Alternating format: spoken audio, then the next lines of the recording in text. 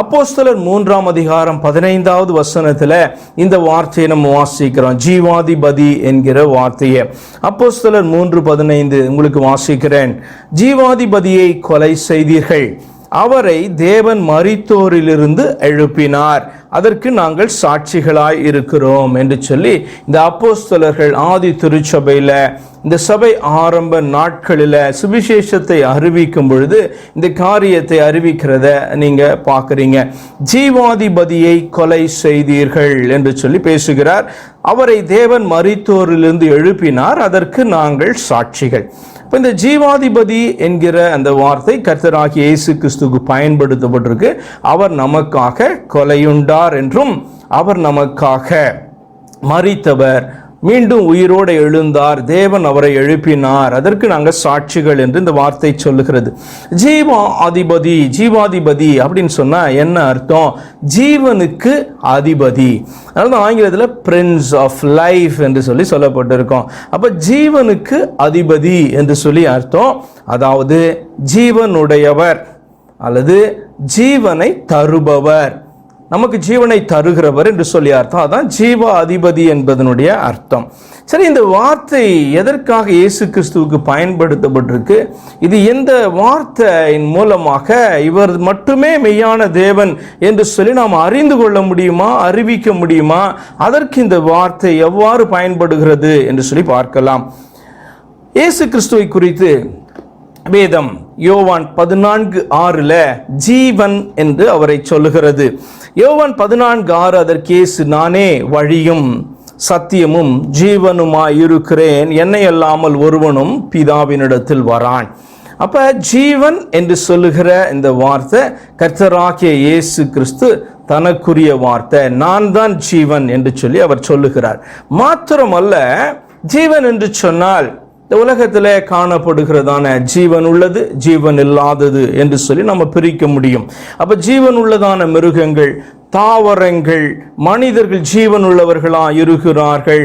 அப்படியாய் காணப்படும் போது அந்த ஜீவனுக்கு, எல்லா ஜீவனுக்கும் அதிபதி அப்படின்னு சொல்லி இயேசு கிறிஸ்து வேதம் சொல்லும் பொழுது, அந்த ஜீவன் என்று சொல்லும் பொழுது எல்லாம் உயிரோடு இருக்கிறதற்கான காரணம் அவர் என்று சொல்லி அர்த்தம்.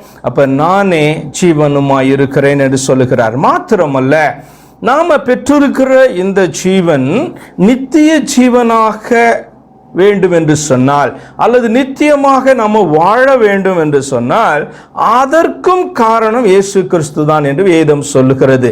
அவர்தான் ஜீவன். அவர் இல்லை அப்படின்னு சொன்னா இந்த உலகத்தில் ஒன்றுமே ஜீவனோட இருக்க முடியாது.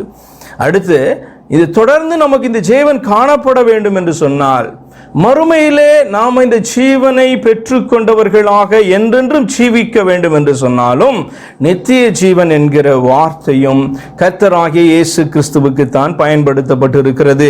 1 யோவான் 5:20 வாசிக்கிறோம், அன்றியும் நாம் சத்தியமுள்ளவரை அறிந்து கொள்வதற்கு தேவனுடைய குமாரன் வந்து நமக்கு புத்தியை தந்திருக்கிறார் என்றும் அறிவோம்.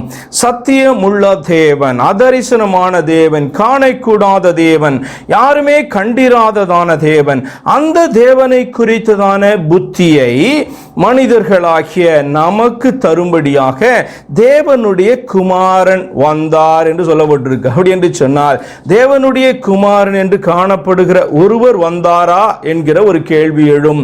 அல்லது தேவனோடு கூட இன்னொருவர் இருந்து அவர் நமக்காக வந்தாரா என்கிற அடுத்த கேள்வி எழும். தொடர்ந்து அந்த வேத வார்த்தையை நீங்க வாசிக்கும் பொழுது அதனுடைய அர்த்தத்தை நீங்க தெளிவாக புரிந்து கொள்ள முடியும். அவருடைய குமாரனாகிய இயேசு கிறிஸ்து எனப்பட்ட சத்தியம் உள்ளவருக்குள்ளும் இருக்கிறோம். இருவரை குறித்து பேசுகிறதை போல, ஒருவர் அதரிசனமான காணக்கூடாதவர், ஒருவர் தரிசனமானவர். நாம கண்டோம், நமக்காக அவர் தம்முடைய ஜீவனை தந்தார், உயிர்த்தார் என்று சொல்லி நாம் அறிந்திருக்கோம். இருவரை சொல்லுகிறதை போல இருக்கும். அப்படியா என்று சொல்லி நீங்கள் தொடர்ந்து அந்த வேத வார்த்தையை வாசிக்கும் பொழுது அந்த வார்த்தை சொல்லுகிறது அந்த குமாரனை குறித்து, இவரே மெய்யான தேவனும் நித்திய ஜீவனுமாயிருக்கிறார் என்று சொல்லப்பட்டிருக்கு.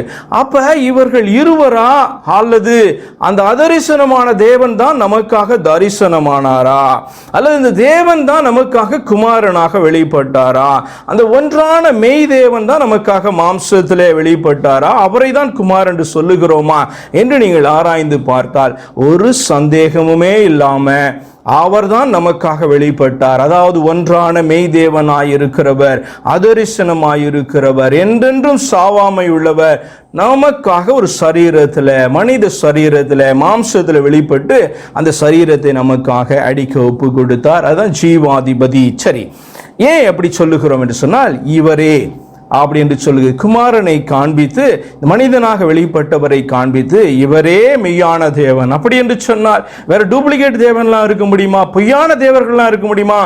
ஆமா, மனிதர்கள் பொய்யானதை தெய்வமாக ஏற்றுக்கொள்ள முடியும் என்பதனால இந்த குமாரன் வேற யாரும் அல்ல, உன்னுடைய மெய்யான தேவன்தான் உனக்காக மனிதனாக குமாரனாக வெளிப்பட்டார்.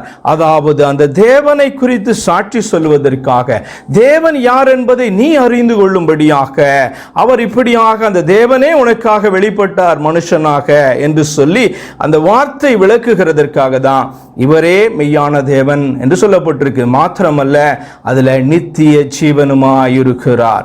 அப்ப இயேசு கிறிஸ்து தன்னை குறித்து தான் தான் ஜீவன் என்று சொன்னார். இந்த இடத்துல ஒரு அப்போஸ்தலன் அவரை குறித்து சாட்சி சொல்லுகிறார், இயேசு கிறிஸ்துவே மெய்யான தேவனும் நித்திய ஜீவனுமாய் இருக்கிறார் என்று சொல்லி. அப்ப நித்திய ஜீவனை, ஜீவனுடையவர்களாய் இருக்கிற நாம நித்திய ஜீவனை சுதந்திரிக்க வேண்டும் என்று சொன்னார். இந்த இயேசு கிறிஸ்துவின் மூலமாய் ஜீவனை பெற்றிருக்கிற இந்த உலகத்தினுடைய ஜனங்கள் நித்திய ஜீவனை பெற்றுக்கொள்ள வேண்டும் என்று சொன்னால் இந்த இயேசு கிறிஸ்துவை மெய்யான தேவன் என்று சொல்லி விசுவாசிக்க வேண்டும். அப்பொழுது அறிந்து உணர்ந்து விசுவாசிக்கும் பொழுது, நானே அவர் என்று நீங்கள் விசுவாசியாவிட்டால் உங்கள் பாவங்களிலே சாவீர்கள் என்று சொன்னார் அல்லவா? அப்ப அவர்தான் நமக்காக வெளிப்பட்டார். அந்த ஒன்றான தேவன் தான் நமக்காக வெளிப்பட்டார். அவருக்கு முன் தேவன் இல்லை, அவருக்கு பின் தேவன் இருப்பதும் இல்லை என்று சொல்லப்பட்ட வார்த்தையை நம்ம புரிந்து கொண்டால் தான் ரட்சிக்கப்பட முடியும் என்பதை அறிந்தோம் என்று சொன்னார். இந்த நாளில ஜீவனை பெற்றிருக்கிற இந்த ஜீவ மனிதர்களாய் காணப்படுகிற நாம ஒரு நாள் மரணத்தை சந்தித்த பின்பு உயிரோடு எழுந்திருக்கும் போது நித்திய ஜீவனுடையவர்களாய் காணப்பட வேண்டும் என்று சொன்னார்.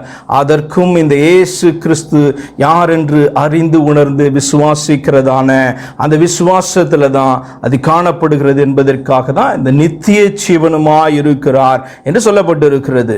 மாத்திரமல்ல, உயிர்த்தெழுதலும் இயேசு கிறிஸ்துவே. ஏனென்று சொன்னால் மனுஷர்கள் ஜீவனுள்ளவர்களாய் இருக்கிறதான நாம ஒரு நாள் மறிக்க போகிறோம். அப்படி என்று சொன்னால் திரும்ப உயிர்க்க வேண்டும் அல்லவா? உயிர்த்தால் தான் அதற்கப்புறம் நித்திய ஜீவனை பெறுகிறோமா அல்லது நித்திய அழிவை சந்திக்கிறோமா என்கிறதான ஒரு காரியமே உண்டாகும் அல்லவா?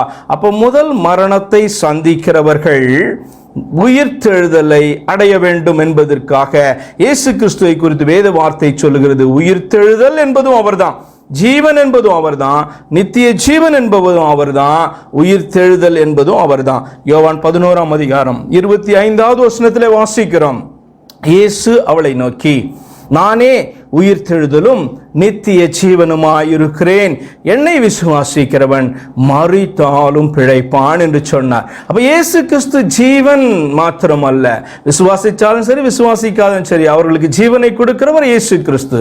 ஆனால் விசுவாசிக்கிறவர்களுக்கு நித்திய ஜீவனை கொடுக்கிறவர் இயேசு கிறிஸ்து. அப்ப அந்த நித்திய ஜீவனை கொடுப்பதற்கு உயிர்த்தெழுதலும் நானாகவே இருக்கிறேன் என்று அவர் சொல்லுகிறார். என் மேல விசுவாசத்தை நீ வைப்பாய் என்று சொன்னார், நீ மரணத்தை சந்தித்த பின்பு கூட உன்னை உயிர்த்தெழுந்த பின்பு உனக்கு ஜீவன் உண்டாயிருக்கும், அது நித்திய ஜீவனாயிருக்கும் என்று சொல்லி ஆண்டவராகிய இயேசு கிறிஸ்து தன்னை உயிர்த்தெழுதல் என்று சொல்லுகிறார். அவரை விசுவாசிக்கும்படியாய் சொல்லுகிறார்.